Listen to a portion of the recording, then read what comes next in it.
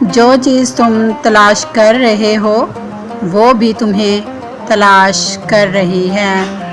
برتنوں سے پیاز یا لہسن کی تیز بو دور کرنے کے لیے انہیں تھوڑے سے سرسوں کے تیل اور نمک سے رگڑ کر دھو لیں۔ چاندی کی اشیاء کو نئے جیسا چمکانے کے لیے ان پر ٹوتھ پیسٹ لگا کر کچھ دیر چھوڑ دیں اور پھر نرم کپڑے سے صاف کر لیں۔ نان اسٹک پین یا کڑاہی میں اگر کھانا جل جائے تو اس میں پانی اور 1 چمچ بیکنگ سوڈا ڈال کر ابالیں۔ کچن کی سلیب یا گھر کے کونوں سے چیونٹیاں بھگانے کے لیے وہاں سرکہ اور پانی ہم وزن ملا کر اسپرے کریں یا تھوڑی سی دار چینی چھڑک دیں۔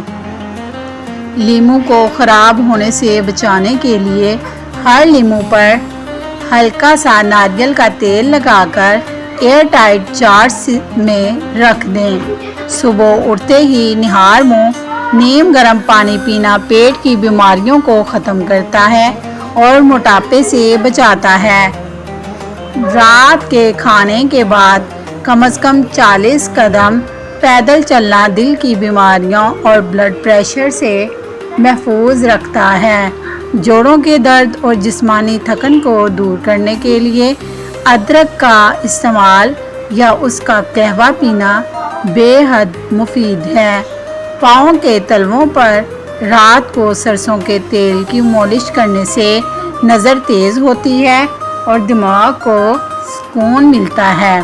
لمبی عمر اور اچھی صحت کا راز بھوک رکھ کر کھانے اور نوالے کو اچھی طرح چبا کر نگلنے میں ہے۔ قبض تمام بیماریوں کی جڑ ہے۔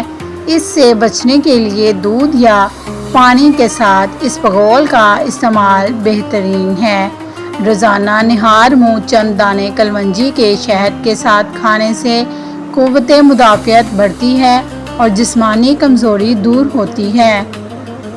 ہڈیوں کو مضبوط کرنے اور اندرونی چوٹوں کے علاج کے لیے رات کو سونے سے پہلے ہلدی والا دودھ پینا چاہیے۔ کھانا کھانے سے پہلے یا بعد میں پانی پئیں، لیکن کھانے کے بیچ میں پانی پینے سے ہاضمہ خراب ہوتا ہے۔ پودینہ، اناردانہ اور ادرک کی چٹنی کا باقاعدہ استعمال بلڈ پریشر، شوگر اور کولیسٹرول کو کنٹرول میں رکھتا ہے۔ محبت میں غرور کی کوئی گنجائش نہیں ہوتی۔ آنسو وہ زبان ہیں جنہیں صرف دل ہی سمجھ سکتا ہے۔ یادیں انسان کا سب سے قیمتی اور پرانا سرمایہ ہیں۔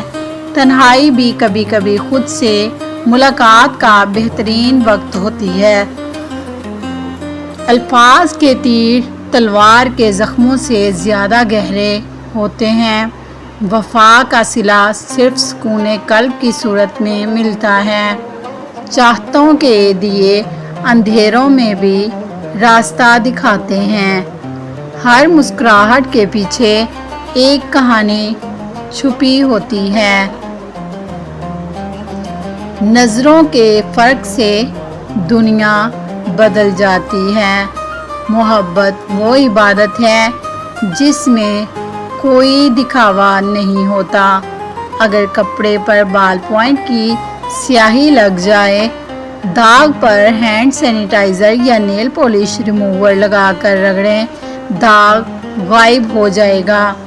فریج میں سے مختلف کھانوں کی بو ختم کرنے کے لیے ایک پیالی میں بیکنگ سوڈا یا کوئلے کا ٹکڑا رکھ دیں، یہ تمام بو کو جذب کر لے گا۔